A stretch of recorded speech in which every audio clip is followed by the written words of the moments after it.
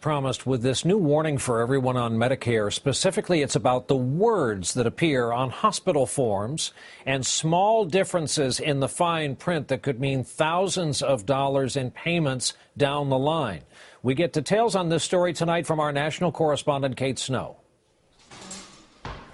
79-year-old MJ Bricou is doing physical therapy after a bad spill in September. She spent 3 days in a hospital. She got the same care as an inpatient, but she wasn't classified as one. Instead, her chart said she was only under observation.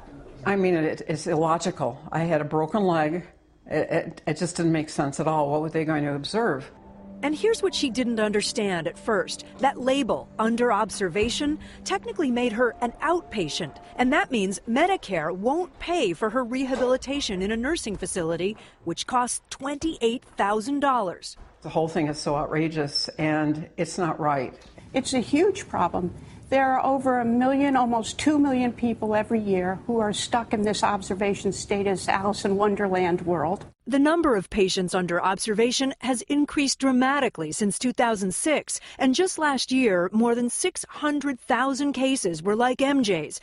Patients in the hospital for 3 days or more, but not eligible for costly rehab coverage. To the patient, to our viewers, frankly, it seems like the hospital shares at least part of the blame for this.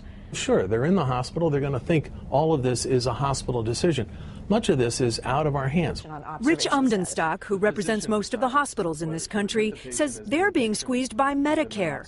Inpatients cost more, so Medicare aggressively audits the classifications given to patients. If you make the wrong decision, if you admit a patient to inpatient status, and then they determine after the fact, sometimes years later, with additional information the physician didn't have, they will take that payment back. Unfortunately, the patient does get in the middle of this. We wanted to talk to Medicare, but they denied our request for an interview, citing pending litigation on this very issue.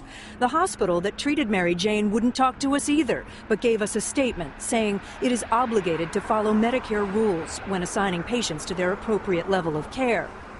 MJ finds the whole thing unfair. She and her husband, who's had Parkinson's for 20 years, just moved in with their son in Dallas to save money. I've worked my whole life, and I'm just appalled. Now any money they can save will go to her rehab. So far, legislative proposals to fix this problem have gone nowhere. Advocates say Medicare patients who end up in a hospital should make sure they've been admitted as inpatients and aren't just under observation. And if all else fails, ask to challenge the decision with Medicare. Brian? Kate Snow in our New York studios for us tonight.